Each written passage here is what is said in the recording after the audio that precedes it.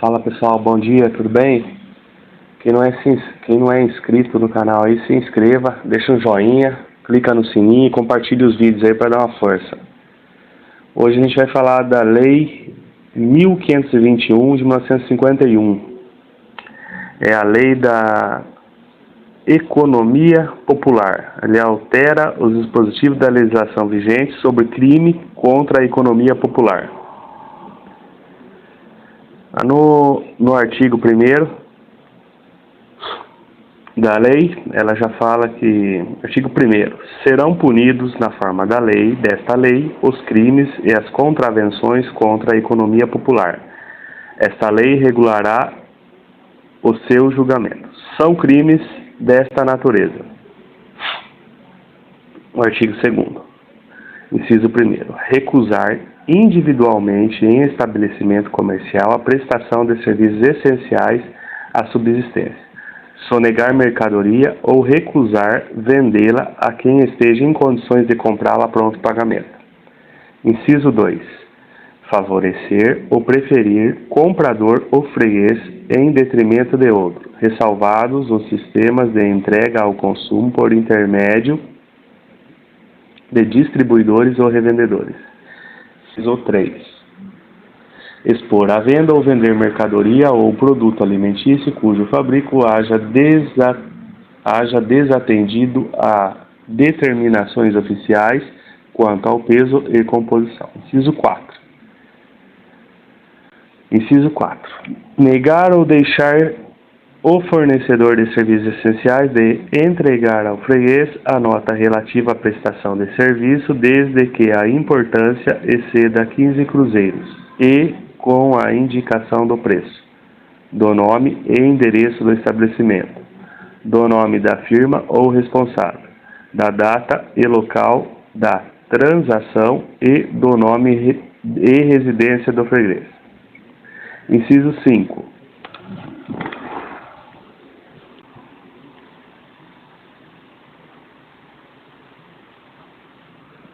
Inciso 5. Misturar gêneros e mercadorias de espécies diferentes, expô-lo à venda ou vendê-los como puros.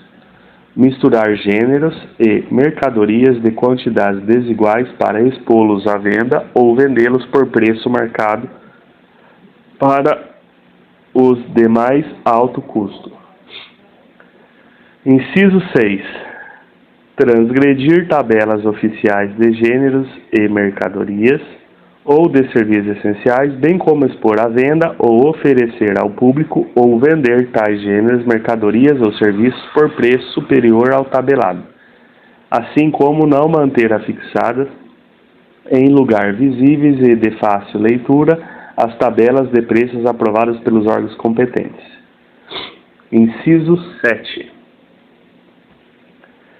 Negar ou deixar o vendedor de fornecer nota ou caderno de venda de gênero de primeira necessidade, seja à vista ou a prazo, e cuja importância exceda 10 cruzeiros, ou de especificar na nota ou caderno que serão isentos de selo, o preço da mercadoria vendida, o nome e o endereço do estabelecimento, a firma ou o responsável, a data e local da transação e o nome e residência do freguês.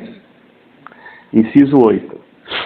Celebrar ajuste para impor determinado preço de revenda ou exigir do comprador que não compre de outro vendedor. Inciso 9. Obter ou tentar obter ganhos ilícitos em detrimento do povo ou de número indeterminado de pessoas mediante especulações ou processos fraudulentos, bola de neve, cadeias e quaisquer outros equivalentes. Inciso 10. Violar contrato de venda e prestações, fraudando sorteios ou deixando de entregar a coisa vendida, sem devolução das prestações pagas, ou descontar destas nas vendas com reserva de domínio, quando o contrato for rescindido por culpa do comprador, quantia maior do que a correspondente à depreciação do objeto. Inciso 11. Fraudar pesos ou medidas padronizadas em lei ou regulamentos, possuí-los ou detê-los para efeitos de comércio, sabendo estarem fraudados. Esses artigos incisos acima, o artigo inciso acima refere-se a pena de detenção de 6 meses a 2 anos e multa de 2.000 a 50.000 cruzeiros. Parágrafo único. Na configuração dos crimes previstos nessa lei, bem como na de qualquer outro de defesa da economia popular, sua guarda e seu emprego considerar-se-ão como de primeira necessidade ou necessários ao consumo do povo, os gêneros, artigos, mercadorias e qualquer outra espécie de coisa ou bens indispensáveis à subsistência do indivíduo em condições higiênicas e ao exercício normal de suas atividades. Estão compreendidos nessa definição os artigos destinados à alimentação, ao vestuário e à iluminação, os terapêuticos ou sanitários, o combustível, a habitação e os materiais de construção. Artigo 3º. São também crimes dessa natureza: destruir ou inutilizar intencionalmente e sem autorização legal, com o fim de se determinar a alta dos preços em proveito próprio ou de terceiro, matérias-primas ou produtos necessários ao consumo do povo. Inciso 2. Abandonar ou fazer abandonar lavoura ou plantações, suspender ou fazer suspender a atividade de fábricas, usinas ou quaisquer estabelecimentos de produção ou meios de transporte mediante indenização paga da competição. Inciso 3. Promover ou participar de consórcio, convênio, ajuste, aliança ou fusão de capitais com o fim de impedir, dificultar, para o efeito de aumento arbitrário de lucros, a concorrência em matéria de produção, transporte e comércio. Inciso 4. Reter ou assambarcar matérias-primas, meios de produção e produtos necessários ao consumo do povo, com o fim de dominar o mercado em qualquer ponto do país e provocar alta de preços. Inciso 5. Vender mercadorias abaixo do preço de custo com o fim de impedir a concorrência. Inciso 6. Provocar a alta ou baixa de preços de mercadorias, títulos públicos, valores ou salários por meio de notícias falsas, operações fictícias ou qualquer outro artifício. Inciso 7. Dar indicações ou fazer afirmações falsas em prospectos ou anúncios para fim de substituição, compra, venda de títulos, ações ou cotas. Inciso 8. Exceder funções de direção, administração ou gerência de mais de uma empresa ou sociedade do mesmo ramo de indústria ou comércio com o fim de impedir ou dificultar a concorrência. Inciso 9. Gerir fraudulenta ou temerariamente bancos ou estabelecimentos bancários ou de capitalização, sociedades de seguro, pecúlios ou pensões vitalícias, sociedades para empréstimos ou financiamentos de construções e de vendas de imóveis e a prestações, com ou sem sorteio de preferência por meio de pontos ou cotas. Caixas econômicas de beneficência, socorros ou empréstimos, caixas de pecúlio, pensão e aposentadoria, caixas construtoras, cooperativas, sociedades de economia coletiva, levando-as à falência ou à insolvência ou não cumprindo qualquer das cláusulas contratuais com prejuízos dos interessados. Inciso 10. Fraudar de qualquer modo escriturações, lançamentos, registros, relatórios, pareceres e outras informações devidas a sócios de sociedades civis ou comerciais, em que o capital seja fracionado em ações ou cotas de valor nominativo igual ou inferior a 1.000 cruzeiros, com o fim de sonegar lucros, dividendos, percentagens, rateios ou bonificações, ou de desfalcar ou de desviar fundos de reserva e reservas técnicas. Pena de detenção de 2 a 10 anos e multa de 20.000 cruzeiros. Artigo 4º. Constitui crime na mesma natureza a usura pecuniária ou real, assim se considerando: a. Cobrar juros, comissões ou descontos percentuais sobre dívidas em dinheiro superiores a taxas permitidas por lei, cobrar ágio superior à taxa oficial de câmbio sobre quantia permutada por moeda estrangeira, ou ainda emprestar sob penhor que seja privativo de instituição oficial de crédito. B. Obter ou estipular em qualquer contrato, abusando da premente necessidade, inexperiência ou leviandade de outra parte, lucro patrimonial que exceda ao quinto do valor concorrente ou justa prestação feita ou prometida. Pena de detenção de 6 meses a 2 anos e multa de 5.000 a 20.000 cruzeiros. Parágrafo 1º. Nas mesmas penas incorrerão os procuradores, mandatários ou mediadores que intervierem na operação usuária, bem como cessionários de crédito usuário que, cientes de sua natureza ilícita, o fizeram valer em sucessiva transmissão ou execução judicial. Parágrafo 2º.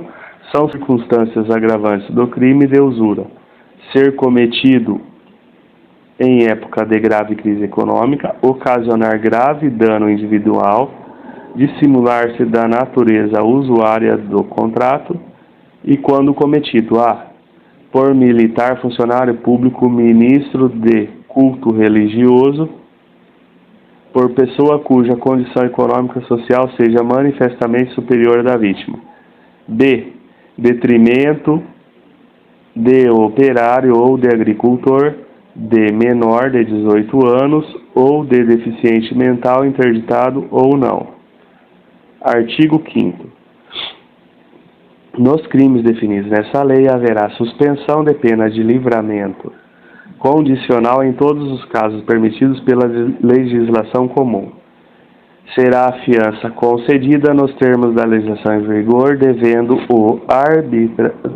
ser arbitrada dentro dos limites de 5.000 cruzeiros a 50.000 cruzeiros nas hipóteses do artigo 2º e dentro dos limites de 10.000 a 100.000 cruzeiros nos demais casos, reduzida à metade dentro desses limites quando o infrator for empregado do estabelecimento comercial e industrial ou não ocupe cargo ou posto de direção dos negócios. Artigo 6º. Verificado qualquer crime contra a economia popular ou contra a saúde pública e, atendendo à gravidade do fato, sua repercussão e efeitos, o juiz, na sentença, declarará a interdição de direitos determinado no artigo 69, inciso 4 do Código Penal, de 6 meses a 1 ano, assim como mediante representação da autoridade policial. Poderá decretar, dentro de 48 horas, a suspensão provisória pelo prazo de 15 dias do exercício da profissão ou da atividade do infrator. Artigo 7º. Os juízes recorrerão de ofício sempre que absolverem os acusados em processo por crime contra a economia popular ou contra a saúde pública, ou quando determinarem o arquivamento dos autos do respectivo inquérito policial. Nos crimes contra a saúde pública, os exames periciais serão realizados no Distrito Federal, pelas repartições da Secretaria-Geral da Saúde e Assistência e da Secretaria da Agricultura, Indústria e Comércio, da Prefeitura ou pelo Gabinete de Exames Periciais do Departamento de Segurança Pública e nos Estados e Territórios pelos serviços congêneres, valendo qualquer dos laudos como corpo delito. Artigo 10. Terá forma sumária nos termos do capítulo 5, livro 2, título 2, livro 2 do Código de Processo Penal. O processo das contravenções e dos crimes contra a economia popular não submetidos pelo julgamento do júri. Parágrafo 1º. Os atos policiais, inquérito ou processo iniciado por portaria deverão terminar no prazo de 10 dias. Parágrafo 2º. O prazo oferecido da denúncia será de 2 dias, esteja ou não o réu preso. Parágrafo 3º. A sentença do juiz será proferida dentro do prazo de 30 dias contados do recebimento dos autos da autoridade policial. Parágrafo 4º. A retardação injustificada, pura e simples, dos prazos indicados nos parágrafos anteriores importa em crime de prevaricação. Artigo 11. No Distrito Federal, o processo das infrações penais relativas à economia popular caberá indistintamente a todas as varas criminais de execução, da 1ª à 20, observadas as disposições quanto ao crime de competência do júri, que trata o artigo 12. Artigo 12. São da competência do júri os crimes previstos no artigo 2º dessa lei. Artigo 13. O júri compõe de um juiz, que é o seu presidente, e 20 jurados sorteados dentre cada zona eleitoral, de uma lista de 150 a 200 eleitores, 5 dos quais constituirão o conselho de sentença em cada sessão de julgamento. Artigo 14. A lista que se refere ao artigo anterior será semestralmente organizada pelo presidente do júri, sob a responsabilidade entre pessoas de notória idoneidade, incluindo preferência os chefes de família e as donas de casa. Artigo 15. Até o dia 15 de cada mês, far-se-á o sorteio dos jurados que devem constituir o tribunal do mês seguinte. Artigo 16. O júri funcionará quando estiverem presentes pelo menos 15 jurados. Artigo 17. O presidente do júri fará as convocações para o julgamento com 48 horas de antecedência, pelo menos, observada a ordem de recebimento dos processos. Artigo 18. Além dos casos de suspeição e impedimento previstos em lei, não poderá servir jurado na mesma atividade profissional do acusado. Artigo 19. Poderá ser constituído em júri em cada zona eleitoral. Artigo 20. A presidência do júri caberá ao juiz do processo, salvo quando a lei de organização judiciária atribuir presidência a outro. Artigo 21. No Distrito Federal, poderá o juiz, presidente do júri, representar ao Tribunal de Justiça para que seja substituído na presidência do júri por juiz substituto ou juízes substitutos, nos termos do artigo 20 da Lei 1301, de 28 de dezembro de 1950. Servirá no júri o promotor público que for designado.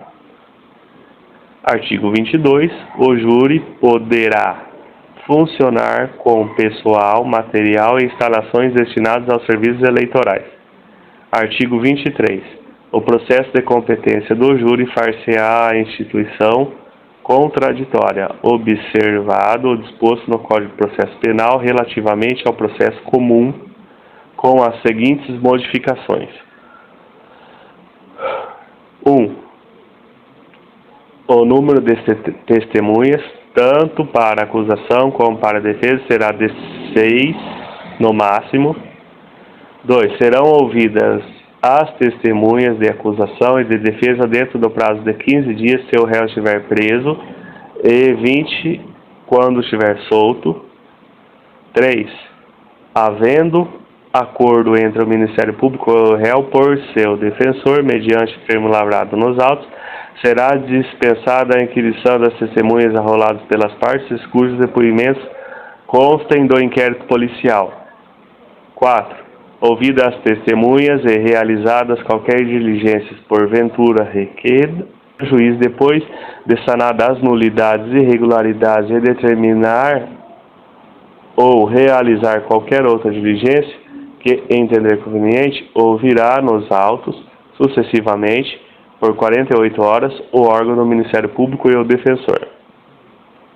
Inciso 5.